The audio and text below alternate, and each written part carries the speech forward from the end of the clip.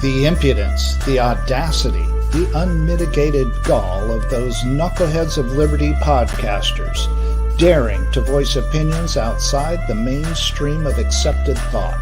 Listen if you dare. It's angry, it's funny, it's even sometimes sad, but it's always based on freedom and justice, as you will see. Here's our host, Jason McPhee. Welcome to the Knuckleheads of Liberty. We're coming at you on February 27th, 2023.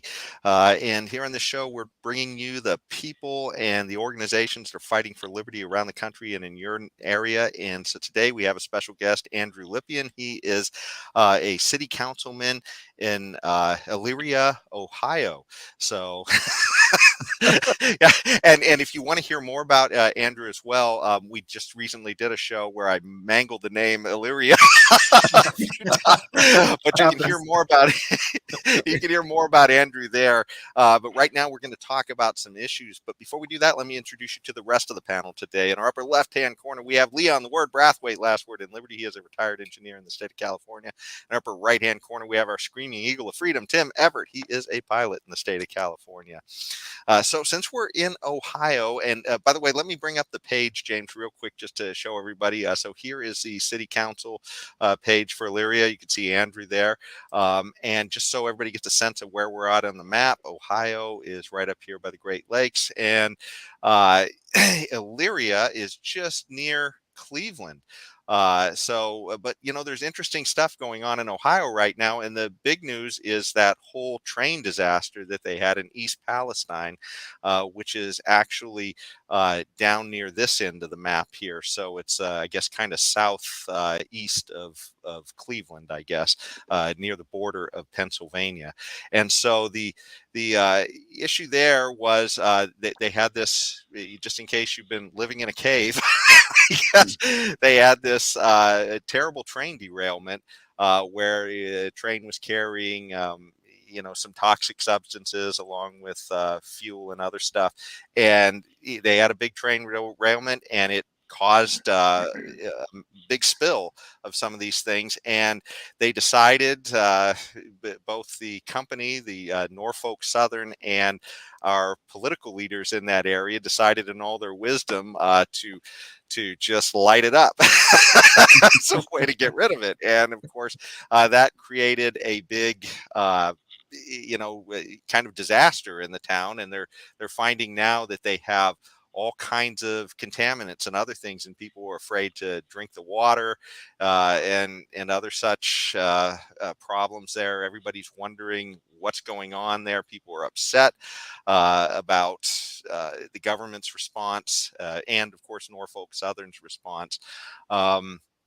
As far as some of the craziness around this issue, right after they decided to burn all this stuff and send those huge smoke plumes into the air, both governors of Pennsylvania and Ohio told everybody, hey, it's all good and it's under control. Go back to your residence. And it turned out that, well, maybe that wasn't the case. So there's a lot of discombobulation among a lot of the political leadership on this.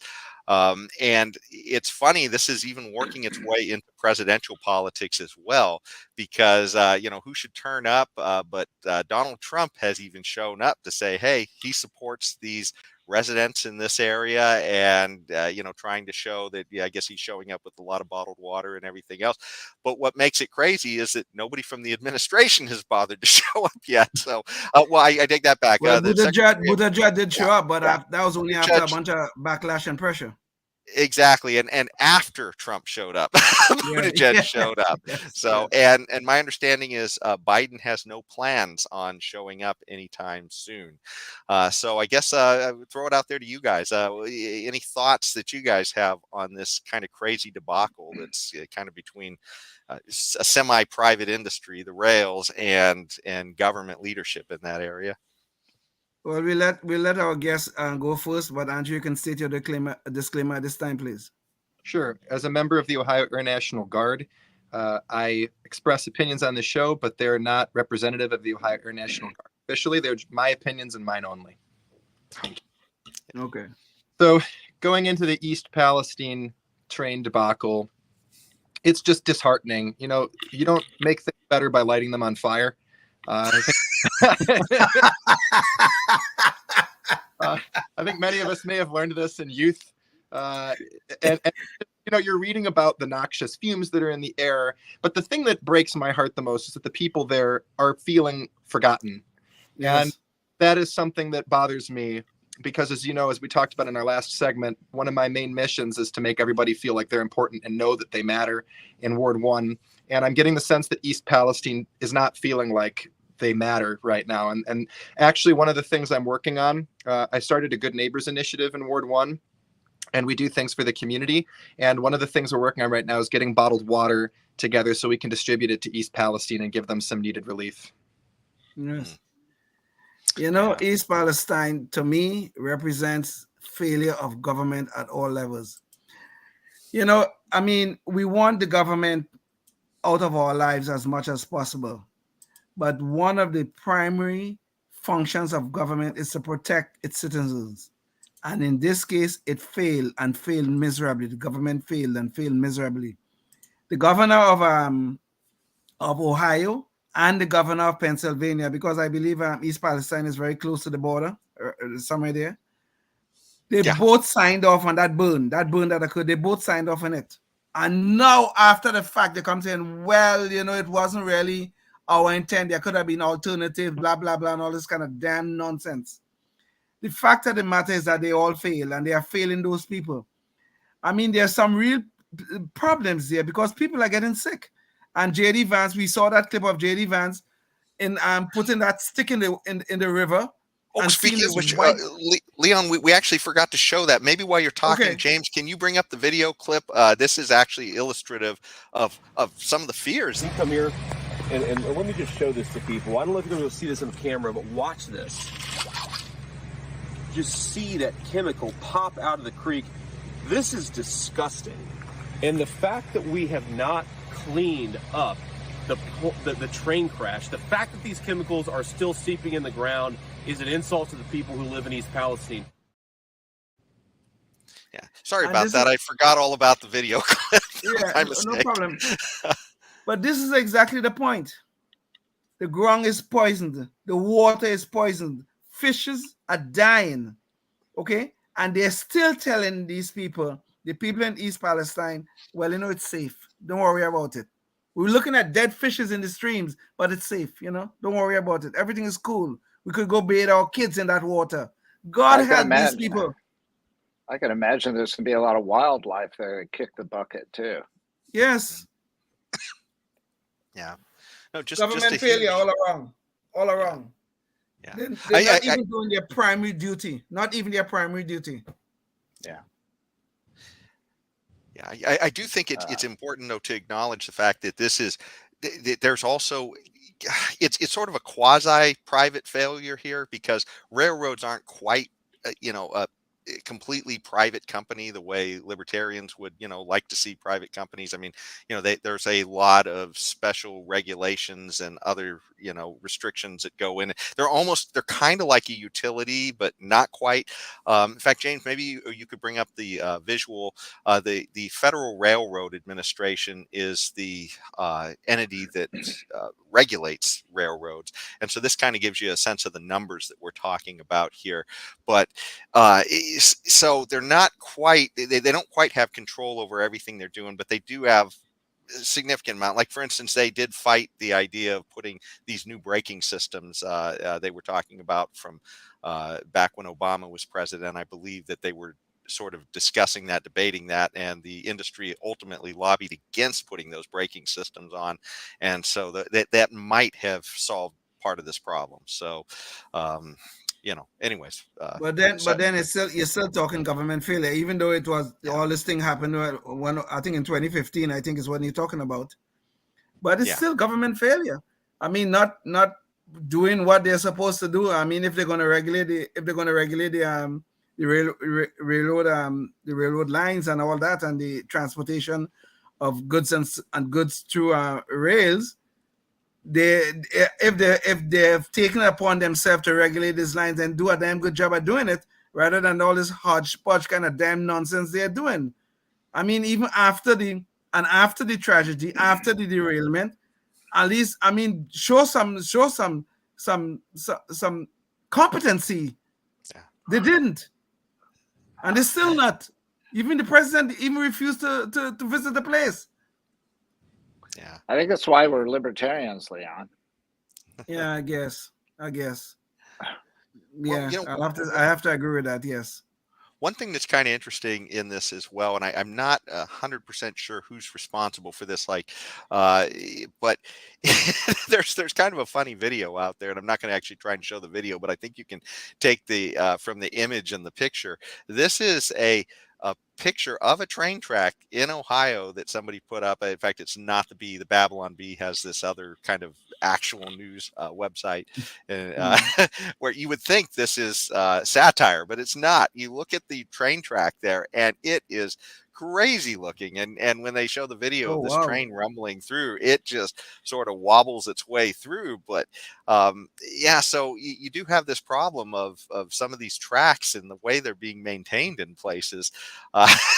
That's also causing a huge issue. But the funny side about all this is that the safest method for transporting some of this stuff would be pipeline. And it's funny, the Biden administration people in the Biden administration have even said pipeline is the way to go on sending some of these dangerous liquids in places. But of course, and this is an article as well from the Manhattan Institute, where they said that literally Americans are more likely to get struck by lightning, they said, than killed in a pipeline accident. So, I mean, this sounds like a pretty safe way to go.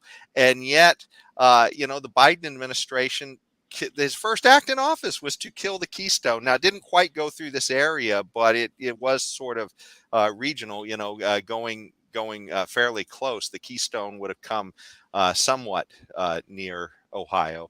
But it's just the idea that you see the politics around some of this stuff. And once again, government not always acting in the best interests as far as safety goes, it seems like, for the people. You guys have any thoughts on the whole pipeline versus rail issue? Andrew? Andrew, go ahead. Sure. Well, I think it's certainly important to note that our gas prices, the price of gas would be a lot more stable during this time where Ukraine is at war with Russia, had we accomplished the Keystone XL pipeline. Yes. There are many environmental concerns, and certainly they deserve a serious analysis, but the point needs to be made that proactivity strengthens our country against unforeseen circumstances. The war in Ukraine was an unforeseen circumstances, the invasion, I should say, of Ukraine. And had the Keystone XL pipeline been completed before then, it would be one more area in which we could have had some stability in price. And that is absolutely true, but the whole problem is this environmental climate change religion or cult that have taken over our society is causing government to make some decisions, at least the left-leaning government, to make some decisions, and that is not in our best interest. And this is the big problem. That Keystone pipeline, which they already had started to lay pipe in the ground and all this sort of things, in the middle of the project, Biden gets into office and decides to cancel this thing without even consideration of the impact upon it. Even the Canadian government, which is led by this left-leaning lunatic, Justin Trudeau, even he objected to it. Okay, even though he's all with the climate change, garbage and all that kind of stuff, and even he objected, still they did it. And when we see all these prices running up and down and running all over the place and that kind of stuff, they want to blame everybody else except their idiotic policies. This is the nonsense that's going on in our society, and God help us, really. God help us. Well, Leon, it's like you said about cancel culture being like a cult. Cancel culture came for Keystone. Yeah. Well said. I didn't think about that. Well said. Yes. Yeah. Hey, it was your idea. I just floated it.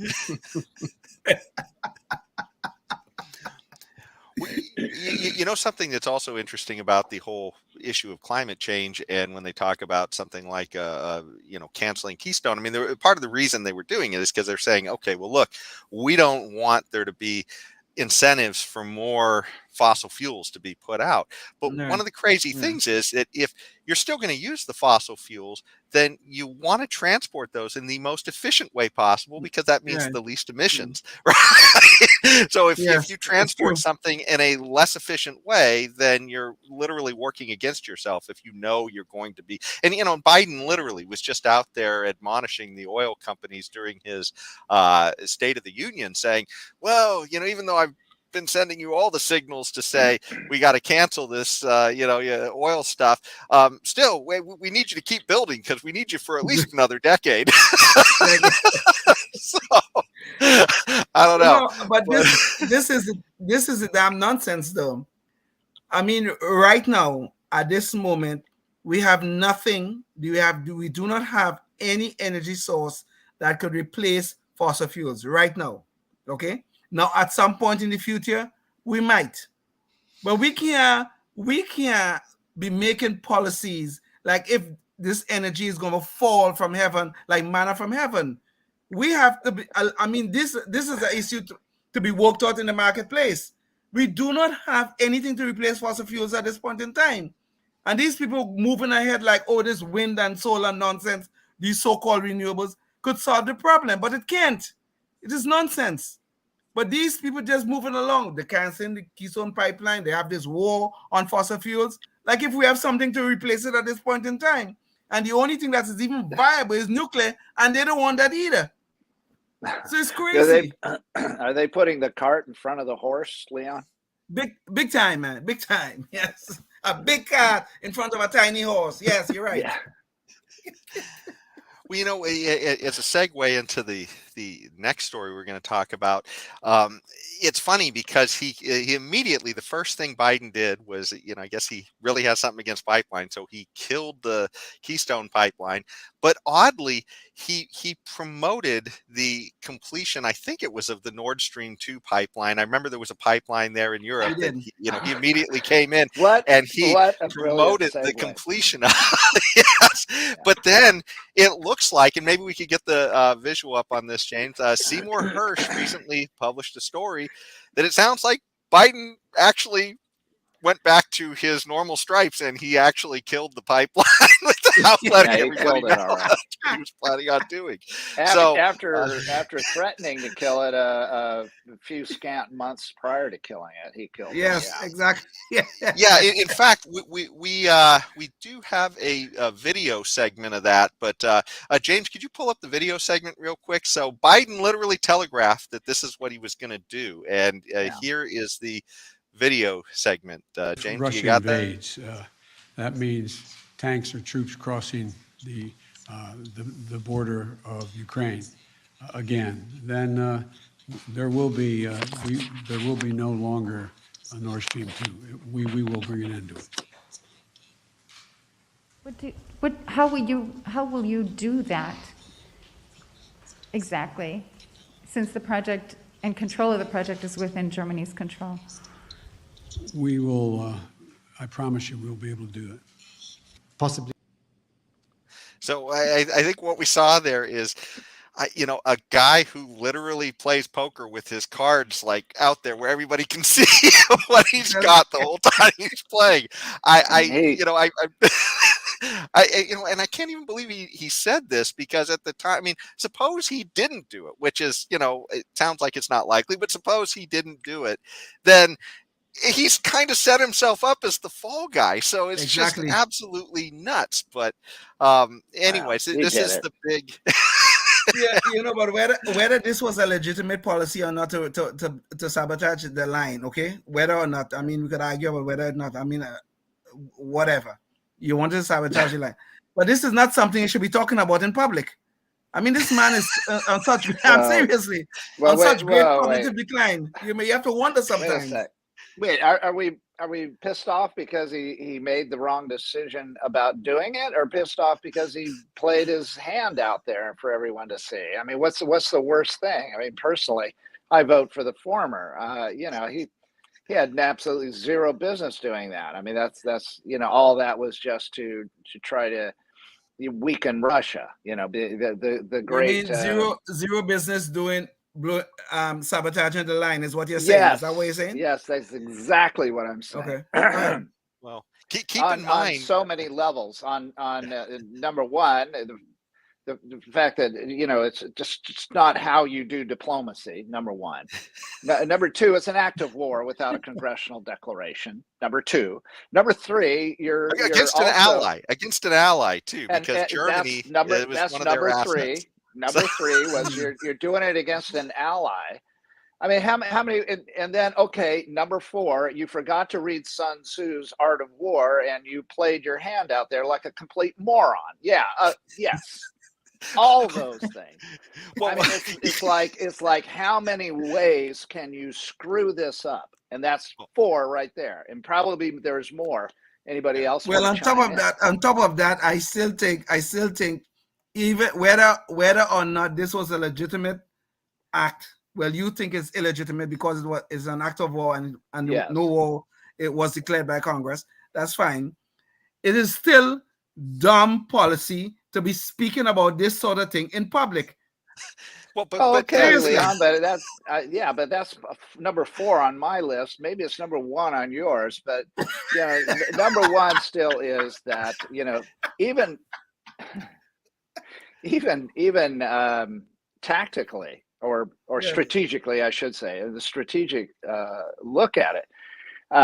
If you are at war with a country, then you probably want to cut off one of their ways that they do business with other countries. Okay, right. Okay. If you're strategically at war with them, are we strategically at war with Russia? Yes or no? And I say, because there's been no formal declaration of war against Russia, we are not. And this is just almost said it, but I refrained. Do you see that? That's called self-control, Leon. When you want to say the word BS, you hold yourself back. Well, you're clearly constraining yourself more than Biden can constrain himself. And speaking of secrets, I mean, my gosh, Biden has shown us in the past that he clearly, this is the type of thing that should have been kind of classified, I would think, but we've seen how he handles classified documents. Yeah. So. Well, did you remember before the invasion of Ukraine, he said if it was a minor incursion, it was okay. This is what the man said. Yeah. Again, the poker cards completely show. Right, His hand just out there. Andrew's thinking because. Okay, so Andrew's thinking because I saw his eyes shift up and to the left, so that means that he's thinking about what he wants to say. Fire away, Andrew. Tim, as a libertarian, we're always thinking, right? So one of the things that came to mind, and this should be discussed, is that when the Soviet Union collapsed in 1991, Ukraine was awkwardly left with the world's third largest nuclear arsenal. And how did the West do that? The West punished or threatened to punish Ukraine with sanctions, economic sanctions, if they did not disarm all of their nukes. That brought us to the Budapest Memorandum, which was an agreement with several nations, Boris Yeltsin of Russia, Bill Clinton of the United States, and others. And the agreement was Ukraine will dismantle all their nuclear weapons and give them to Russia in exchange for some economic relief and also Russia's promise never to invade Ukraine. Well, we see how empty a promise that ended up being. That was. And unfortunately, we put Ukraine in that position by completely eliminating the most meaningful deterrent against Russian aggression. And now we've seen this invasion take place, and it's really quite sad. But the wonderful thing about this is the Ukrainians have shown their mettle, their grit, and their toughness, and how they fought against this illegal incursion into their land. Yeah. Well, do you believe, Andrew, that we, the taxpayers of the United States, should be supporting Ukraine in this endeavor to fight off the Russians? Well, I think to answer your question properly, I want to put it in some historical context. When Great Britain was fighting the Nazi Blitz, and they were defending the Sceptered Isle from encroaching tyranny, they received all sorts of support from the United States, to include the Lend-Lease program and other things. And at the time, there were many people in the country saying, why are we supporting Britain? Well, we can see why. When the Japanese bombed Pearl Harbor, we found ourselves in World War II. It's a good thing Great Britain didn't collapse before the Japanese bombed us, or else we'd be even worse trouble. We might not have won World War II.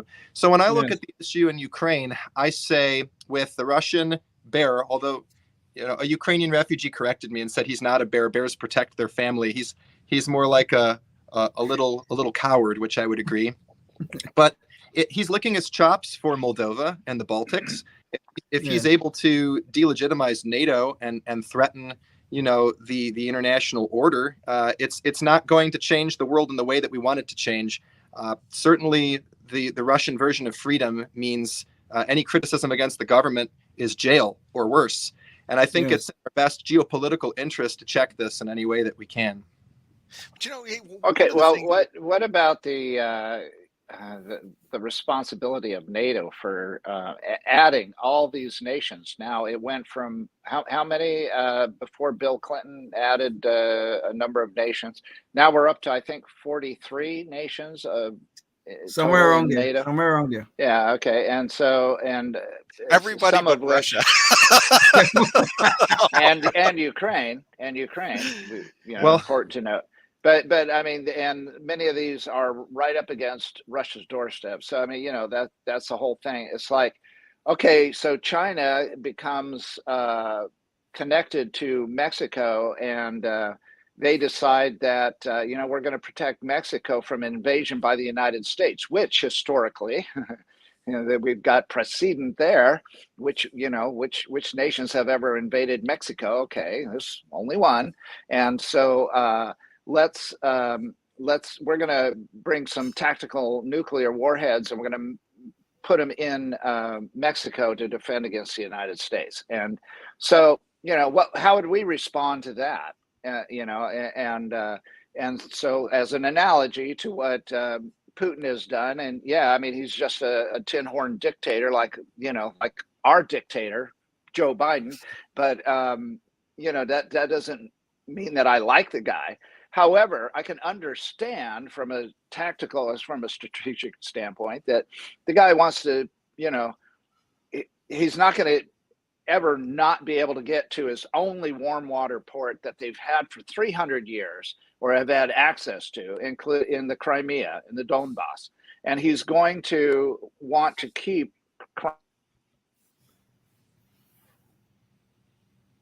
Uh-oh. Only like warm water port in Sevastopol. Tim was frozen there. Yeah. Well, Tim, what I think is important to remember is that the Russians have always had Kaliningrad, which is an exclave. It used to be called Königsberg, then it was part of Germany. It's that little piece of Europe that Russia didn't let go of. And interestingly enough, when Russia invaded Crimea in 2014, because that's what that was, it was an invasion, I think that the West should have taken more deliberate actions on the border of Kaliningrad to remind Russia that you have this little exclave over here that's geographically separated from the mainland, and you might want to think twice before you invade Crimea. But they didn't do that. And what Russia's done since then is they've moved nuclear weapons into Kaliningrad. So... And it's not the first time. If Mexico has been involved in World War I. The Germans tried to reach out to Mexico, and we did take that as a serious threat. They tried to encourage Mexico to consider internecine warfare with the United States. But I think it's important to keep in context here the First Cold War. Vladimir Putin is now finishing the grievances of Cold War I, much like people accused George W. Bush of doing for George H.W. Bush, finishing, they used to say finishing what his daddy started. Vladimir Putin is trying to finish what the Soviet Union started. And we saw what the Soviet Union did when Stalin collectivized Ukrainian crops and killed more Ukrainians in Holodomor in Ukraine than Hitler killed Jews in the Holocaust. I mean, we see what happens when this totalitarian regime is pressuring on Europe. I think we've been over concerned with provoking Putin instead of deterring him. And I think we have to match any threats Putin makes against the West with strength. Well, Andrew, there was something that you said at the beginning of your first point on this that I actually took to heart, and that's that you know, a lot of times people are saying, hey, look, we're playing world policeman by maybe adding all these people to NATO. But think about, too, the way we played world policeman by pressuring Ukraine to give up their nuclear weapons at first. So, I mean, this is really, I mean, if you really trace this back, why the hell are we playing world policeman so much? I mean, we seem to be making a mess of it everywhere. Well, you know, if we had just left Ukraine alone when the Soviets fell, then maybe Ukraine would be able to defend itself today. So it just seems like one thing after another. We you know, move around the world telling people we're moving things around like chess pieces on a chessboard for our defense, and we just seem to create disasters. I don't know. Are you talking about the same type of governments that set fire to toxic chemicals? Is that what you're talking about? Yeah, we think they're responsible to manage everything around the world. You know, those same people. No, but if I may say though, before we leave this topic though, I never understand the expansion of NATO argument that threatened Putin. Every country that joined NATO was a sovereign country who have the complete right of self-determination. So if even Ukraine wanted to join NATO, it is their damn business, not Vladimir Putin's. Now, I know you guys will make the argument that, well, if Mexico come there, what would we do and all that kind of stuff like that. Fine, that'll be something that we'll have to disentangle. But we are a sovereign nation, and they are all sovereign nations, and they have the damn well right to say who and hell they want, which organization they want to join, and which organization they don't want to join. They have to make that determination. Well, so that's the argument I can never understand. Just to be clear. That's interesting, Leon, and I think Mexico's a country to watch. You know, Russia is on the verge of collapse. I've been saying this for years, and it was I on the agree verge with of that. before it invaded Ukraine. They don't have the population numbers. They've fallen off since 1991. They don't have the population to defend their borders, much less encroach upon others' borders. And when we look at Mexico, they're one of the few countries to straddle the Pacific and Atlantic Oceans. Mexico is definitely going to be a power player in the next 50 years, no question. Yes. Okay, so if Russia is about ready to collapse, then why is NATO in existence for these countries to be able to join in the first place? Leon, I'm addressing that to you and Andrew. If they're so weakened, okay, so you cannot have your cake and eat it too, gentlemen. You either have this massive thing that you got to be protecting. Everybody's got to join NATO to protect against this massive military force, economic powerhouse, or then you don't need NATO because they're not a strong nation anymore and they're on the verge of collapse. Which one is it? Well, Tim, you're contradicting yourself and you don't even realize it. No, okay? I'm not. You guys. Yes, we are. Listen, brother. We are libertarians, okay? And people, like countries, have choices that they can make or they cannot make. If anybody wants to join NATO, they could do so, as long as they are a sovereign nation. I don't know why, even the fact that I believe, and like Andrew does, Russia is on the verge of collapse. Collapse. I truly believe that. Okay, yeah, that is irrelevant to of a country, a sovereign country, making a choice to join an international organization. It's totally irrelevant. No, the international organization should be disbanded. NATO should be disbanded because it's no longer needed. Because why? Because you guys made an excellent point. Russia's on the verge of collapse. Well, End of story. If I can jump in, that's my assessment that Russia's on the verge of collapse. It remains to be seen how the future is going to play out. And I think that NATO is an important bulwark against Russia's territorial ambitions, which they've just displayed are quite robust. In the event Russia's collapse, I think we can pick up this conversation and ask those questions. But in the meantime, I think it's a relevant organization that's keeping liberty protected from the encroachment of a tyrant, which is little insecure Vladimir Putin. Well, let me police this conflict we're having here. I'm on your side on this one, okay? I'm on your side on this one. Okay. We're all libertarians at the end of the day, guys. Yes, we are. Let me police this conflict in a ham-handed Biden sort of way and just jump in and say, let's get to another liberty issue. And let me take you back to Ohio for this one. There's actually kind of an interesting story that's popped up in Ohio, and I kind of wanted to get Andrew's take on this as well, since it's kind of an interesting thing that's going on there. But James, maybe you could bring the visual up. Ohio is actually kind of found an interesting way to sort of get around some of this state licensing problem that we've been hearing about all over the place. The idea that, my God, to cut somebody's hair or to arrange flowers, you need licenses in a lot of places, which just seems absolutely nuts.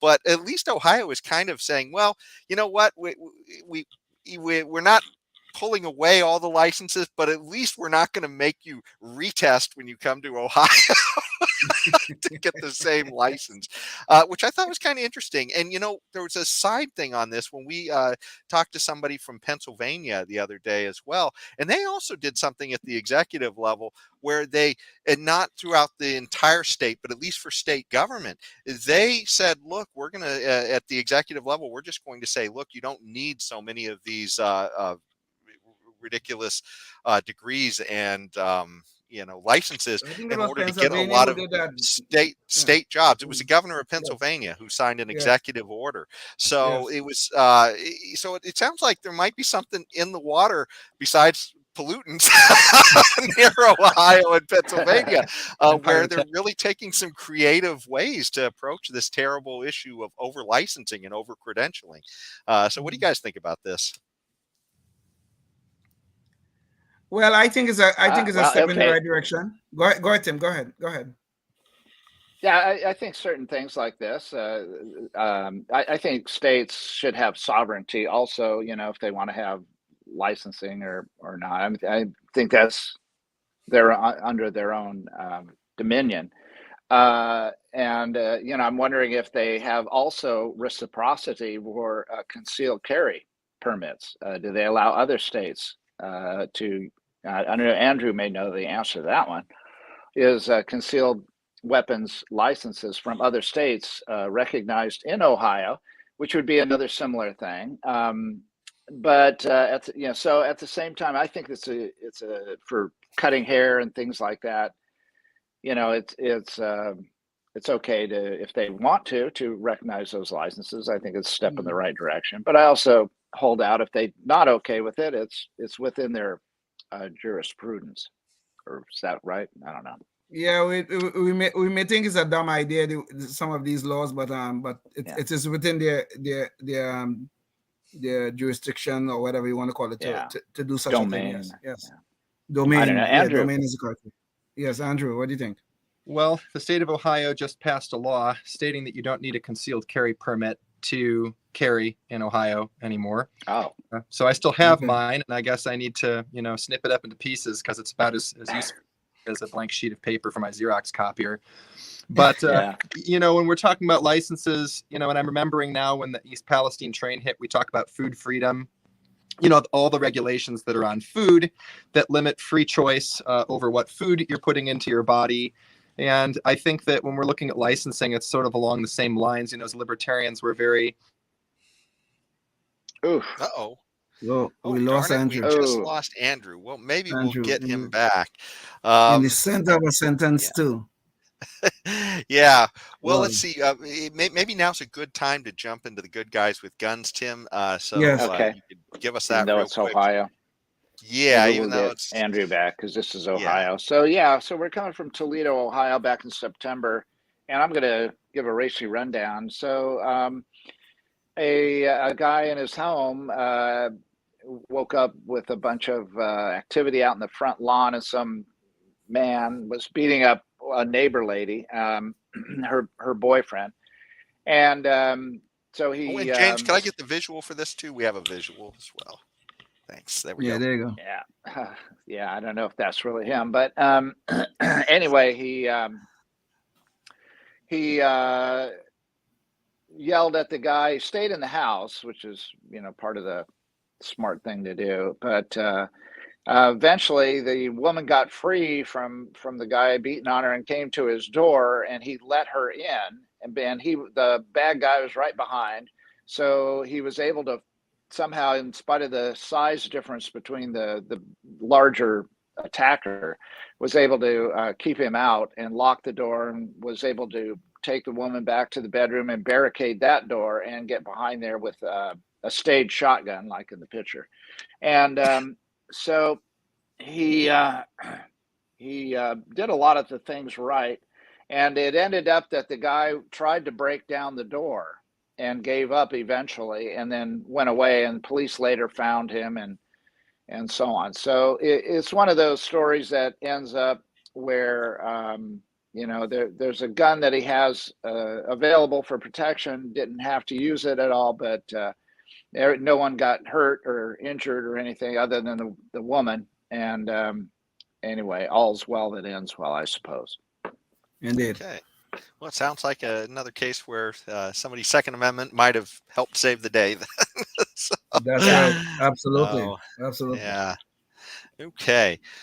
Well, since we don't have Tim back yet, Andrew back yet, rather, let's jump into our Knucklehead Noise Patrol, and hopefully we'll get them back before the end of this.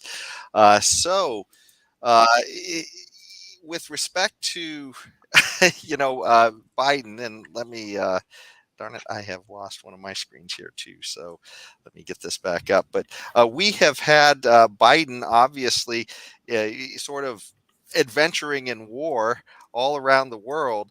And that's not stopping him here either, because apparently he started a war against balloons. That's happened in this country. and so it's one of those crazy things that just kind of out of nowhere. But we had this balloon, and maybe we can bring up the visual, James. So there was the Chinese spy balloon that everybody has heard about, essentially a sort of a weather-looking balloon that had a huge contraption underneath it. It sort of was over the Pacific. It drifted out toward, I guess, Alaska, and then just sort of meandered its way over the airspace of the United States. And the Biden administration didn't really it sort of kept it secret, and people just sort of noticed it. People that were just like looking up at the sky and said, "What the hell is that?" And so they realized there was a guy in Montana who first recognized the spy balloon. Yes, go ahead. Yeah, and so they said this is kind of weird, and so people started running some news stories, and finally the government admitted, okay, yeah, this is some kind of Chinese spy balloon, is I guess what they said. But then they didn't shoot it down, and they claimed they had been tracking it over the Pacific. And then finally, when it had completed its sort of course across the United States, they shot it down over the water. And it's kind of a weird issue that sort of begs the question, well, if this was such a threat that you needed to shoot it down after it crossed the United States, and when you were tracking it before it got to the United States, why didn't you shoot it down before?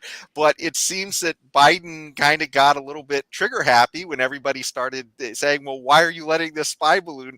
So now he's shooting down every balloon, it sounds like. And he shot down 3 other balloons since that time. And he came out and he said that, look, these are after he shot them down, saying, yeah, they probably weren't spy balloons that I've been shooting down, even shooting like Sidewinder missiles and missing at some of these balloons. Just kind of crazy. These things cost $400,000 a pop. Okay, please take note. And that's just the missile. The entire mission is going to be like $1 million to send a plane up there, shoot a missile or two at this balloon, pilot's time and everything else. But James, maybe you could bring up the video we have of Biden admitting that these were things he's been shooting out of the sky weren't threats. The intelligence community's current assessment is that these 3 objects were most likely balloons tied to private companies, recreation or research institutions studying weather or conducting other scientific research. So there you have it. Biden literally just running around blowing up people's balloons. And it's funny, I was listening to a story from Seymour Hersh, the guy who broke the Nord Stream 2 story.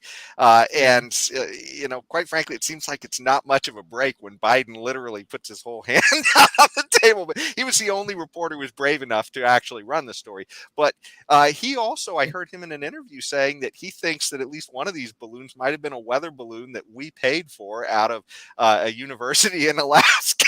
that he's familiar with. And, the idea, so I mean, we're literally not just shooting down private balloons, we're shooting down kind of our own balloons. Own balloons, Just yes. nuts. Yeah. So do you guys have any thoughts on this whole, fiasco of Biden running around shooting down balloons? Go, Tim, go. Man, where do you start? I guess I have to, I get it. Okay, I didn't shoot the big scary balloon that is, in my opinion, just a weather balloon, because China has satellite technology that is much more capable than anything a balloon that's just floating in the wind can do. So they don't need to spy on us with a balloon, number one, and it's probably just a weather balloon. And why you didn't take them at their word when they said that it was, well, of course they're going to lie all the time anyway. I get it. Okay, I get it, but it's serious miscalculation of the motivation behind China to send a balloon to spy on something in the United States that's floating around in the wind when they have satellites to do all that, and we do it to them. And so what's the diff? So either one of two things. Either if you're going to shoot it down, you're going to do it over the big skies of Montana, those highly populated, where everybody's crammed into huge cities in Montana, the big sky country where the guy saw it. Okay, you're either going to shoot it down and retrieve it there, because the chances of it hitting somebody are 1 in a bazillion. Okay, and you calculate everything with winds and everything. If you're gonna shoot it down over there. Okay, if you're not going to shoot it down until it crosses the entire United States and gets out over the Pacific Ocean. If you're going to wait till then don't shoot it down at all. I mean, any damage what could have been done, coulda, woulda, shoulda, is going to be done. Number one. Number two, then it's like, oh, I've got to save face now. I've got to start shooting down every balloon that pops up. Some little kid sends a Mylar balloon into the sky. Oh, daddy, my balloon went away. And you're going to shoot that down with a Sidewinder. I'm exaggerating, obviously, but that's just trying to save face. And now he just ends up with mud on his face. Andrew, just to let you know, since we just got Andrew back, we're talking about Biden's war on balloons that I guess he's hoping to send a message to Russia and China with.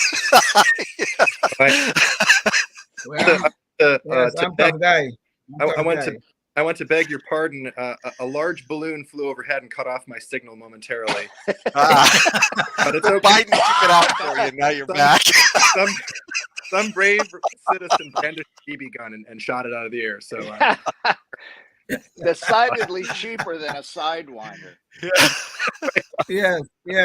He didn't have to spend $400,000 to cut you off, Andrew. He didn't have to do that, You know what? For you guys, it was worth it. So, but there's been a lot of hot air dispelled over this balloon saga, without a doubt.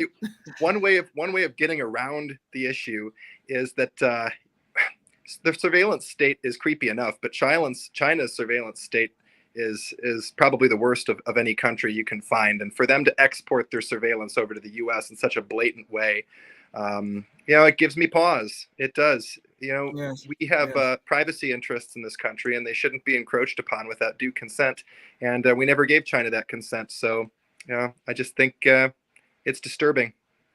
Do you think it was a spy balloon when they have satellites that do this even better job of spying? And you're putting a spy balloon up there that's drifting around, and wherever the wind takes it, that was a directed thing. All of the first balloon was definitely a spy balloon. The next three were just weather stuff, just like Biden said. Leon, okay. But that first balloon was a spy balloon, and Leon, it was not just going anywhere. Leon, it specifically went by some of our most sensitive facilities. It wasn't just going anywhere. Believe me. Leon, I'm afraid you might be inflating the issue a little too much. There you go. You know, Leon, I think accepting the Chinese Communist Party's excuse that this was a weather balloon is asinine, and to think we're that naive that we actually believe that is laughable. As to the other three devices that we shot out of the sky, I mean, Tim, you're a pilot, you know more about that than I, but it just seems a little fishy. I'm a little skeptical about the general excuse for what those were. I don't know what they were, and I don't think that people are being forthright with us about it. Yeah. So you think the last three balloons may have been spy balloons or something else of that nature too? Really? No, I'm not saying they could have been spy balloons. I'm saying I don't know what they were, and I don't know that I buy the de rigueur political answers that we've been getting about them. Well, just to throw one thing in, it was something that you were cut out for, so I just refresh this one. But Seymour Hersh, the guy who published the Nord Stream 2 story, he was also, I heard him on an interview, and he had been at this, I guess, university at Anchorage, Alaska, or someplace up there. I'm not sure which one it was, but he said that they actually have a weather balloon program up there, and it's his understanding that he thinks one of these may be a balloon that we paid for. So I mean, it's government, one hand knowing what the other is doing. I don't know, but I haven't heard that story confirmed anywhere. But his Nord Stream 2 take was pretty good, I think. Well, I guess the answer is in regards to the balloon, whether you like it or not, it isn't. So we've got to perhaps accept it, and next time we see something is going on. Yeah. Oh yeah, Andrew, you guys full getting of some puns today? Yeah. Andrew's well, I am full a of puns. Territory, guys. Balloon interference. Exactly. Yep. Go. Well, Andrew, you got cut off on the last issue, and I just wanted to give you a chance to finish what you were thinking on that with regards to the licensure issue. Did you want to finish your thoughts on that for the audience as well? Yeah, I think the development is encouraging. I think we are over licensed out here. James Bond has a license to kill, but that a license to cut hair, a license to do all these other things. Certainly the overburdensome regulations, relaxing them a little bit isn't a bad thing as long as they don't increase unnecessary risk. And according to what the state of Ohio is doing, it doesn't look like they will. So I think that it's not a bad thing. Yeah, risking a bad haircut's not not the worst, not the end of the world. As long as you're but those flower arrangements, though, when they mess up on the flower arrangements, that's a thorny issue. That's a yeah, that is a thorny issue. Hey, well, it just occurred to me some of those flower arrangements have balloons, and if one of those got loose, we could be talking Armageddon. We've got a sidewinder for that. That's the South Koreans have been delivering Western media and Western culture to North Korea through balloons for a long time now. So, but that's, I guess, a different kind of balloon. We'll have to keep our eyes peeled for those too if they come from China. Well, I think we've just about reached the end of the show. But Andrew, is there anything you'd like to share with the audience? And I'll bring up your city council page real quick so that people can see that again.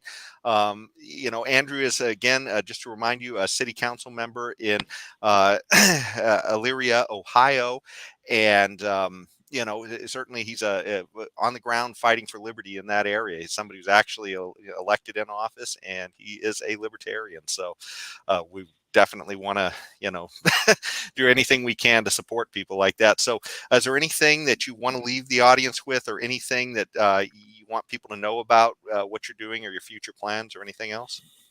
Yeah, Jason, actually there is. I just emailed you a GoFundMe. If you can bring it up, that would be helpful. We had an incident last week that took place where a car rammed into the back of a private business.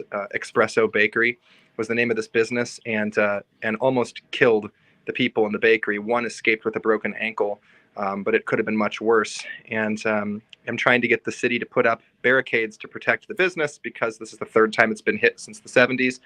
And they're in some serious trouble. So I've created a GoFundMe. and that the purpose of the GoFundMe is to try and relieve some of the damages that insurance just isn't going to pay for likely.